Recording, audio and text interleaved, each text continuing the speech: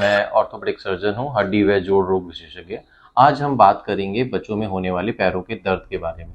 जैसे हमने पिछले वीडियो में डिस्कस किया कि बच्चों में जो ग्रोइंग एज है, उसमें बच्चों में दर्द होता है पैरों में बिकॉज ऑफ एक टर्म होती है जिसको हम बोलते हैं ग्रोइंग पेन, उसकी वजह से। But apart from growing pain बहुत सारे ऐसे कारण हैं जिसकी वजह से बच्चों के पैरों में दर्द हो सकता है। अक्सर हमने देखा है माता पिता हमारे पास आते हैं कि उनके बच्चे अक्सर पैरों में दर्द की कंप्लेन कर रहे हैं। अक्सर वो दर्द घुटने और घुटने से नीचे जो लेग बोन है उसमें होता है। कई बार बच्चों में ये भी देखा गया है कि उनमें थोड़ा सा उनकी चाल में भी फर्क आ जाता है। और अक्सर पेरेंट्स या फिर उनके नियर एंड डियर या उनके फ्रेंड्स बताते हैं कि आप ध्यान दीजिए कि आपके बच्चे की चाल थोड़ी सी डिफरेंट हो गई है या अलग हो गई है। तो आज हम जानेंगे इन सब चीज़ों के बारे में हम डिस्कस करेंगे और जानेंगे कि इसके क्या क्या कारण हैं।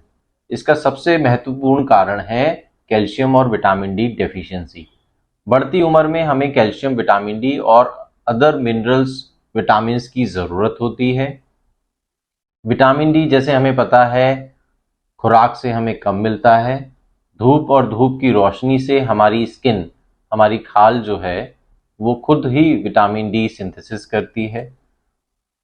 बच्चों के ज़्यादा घर में रहने से, बाहर कम निकलने से, जैसे हमने कोविड के टाइम पे देखा कि बच्चे क्या बड़े भी घर के अंदर ही रहे हैं, धूप की रोशनी उनको नहीं मिल पाई।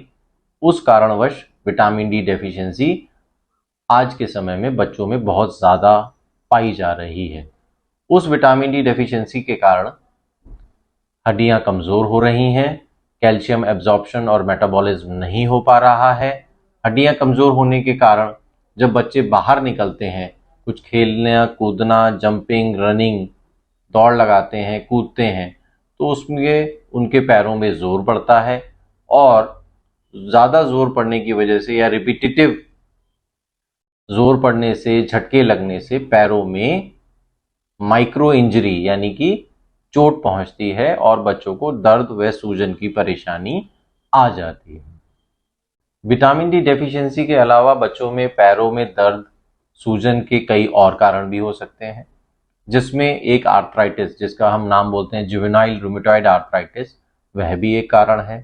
दूसरा कोई स्ट्रेस इंजरी, जैसे बच्चे रनिंग करते हैं, जॉगिंग करते हैं, जंपिंग करते हैं, फुटबॉल खेलते हैं, क्रिकेट खेलते हैं, आउटडोर एक्टिविटी करते हैं, तो उसमें कई सारी नी और नी के सराउंडिंग एरिया में इंजरीज हो जाती हैं, जिसमें कुछ इस तरीके से हैं, जैसे ऑस्कुट शेल्टर्स डिसीज़। ये एक डिसीज़ है जिसमें बच्चे के फ्रंट में आगे जो एक छोटी सी हड्डी कटोरी के नीचे रहती है, वहाँ पे उस एरिया में दर्द, सूजन होती है। बच्चे को बैठ के उठने में, नीचे बैठने में, रनिंग में प्रॉब्लम होती है। वहाँ पे कई बार हमें हल्की फुल्की रेडनेस और स्वेलिंग भी मिल सकती है। दूसरी परेशानी हमारी होती है जंपर्स नी। जंपर्स नी में भी अक्सर बच्चे के फ्रंट साइड में नी में पेन महसूस होता है, उसे स्वेलिंग महसूस होती है और अक्सर ये भागने दौड़ने से बढ़ जाती है। चौथी परेशानी रहती है स्ट्रेस फ्रैक्चर्स। स्ट्रेस फ्रैक्चर्स या बोनी कंट्यूजन जिसको हम बोलते हैं, वह भी हो सकता है बच्चों में। Again it is because of repetitive injury और trauma due to any sports activity. इसके अलावा एक कंडीशन होती है जिसमें हम बोलते हैं इन्फेक्शन। अब इन्फेक्शन हमारे जॉइंट में भी हो सकता है।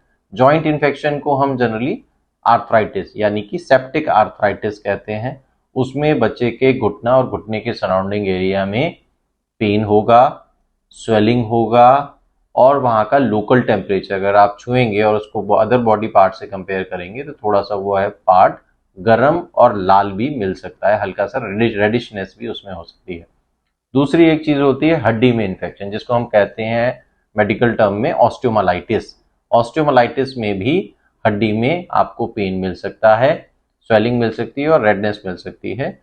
इन सब परेशानियों में जब बच्चा खड़ा होगा, चलेगा, जंप करेगा, रनिंग करेगा तो डेफिनेटली वो पेन बढ़ेगा। दैट मीन्स कि एक्टिविटी से पेन बढ़ेगा इन कंडीशंस में। ऑस्टियोमालाइटिस या कोई भी इन्फेक्टिव पैथोलॉजी में एसोसिएटेड फीवर हो सकता है। ऐसा ज़रूरी नहीं है कि फीवर होगा, वह हो भी सकता है और नहीं भी हो सकता है। एक कंडीशन और होती है जिसमें हम बोलते हैं ट्यूमर, यानी बोनी ट्यूमर, जो कि लेग बोन के अपर पार्ट में या लोअर पार्ट में या मिड पार्ट में हो सकते हैं। Different types of bony tumours भी होते हैं। उसमें हमें गांठ मिलती है जो कि फर्म टू हार्ड हो सकती है। वहाँ पे ब्लड वेसल्स, वेनस प्रोमिनेंसेस हो सकती हैं, वो जगह वार्म हो सकती है और कोल्ड भी हो सकती है। और वहाँ पे भी एक मीठा मीठा दर्द बच्चे को शुरुआत में फील होता है, जो आगे चल के अक्सर बढ़ जाता है।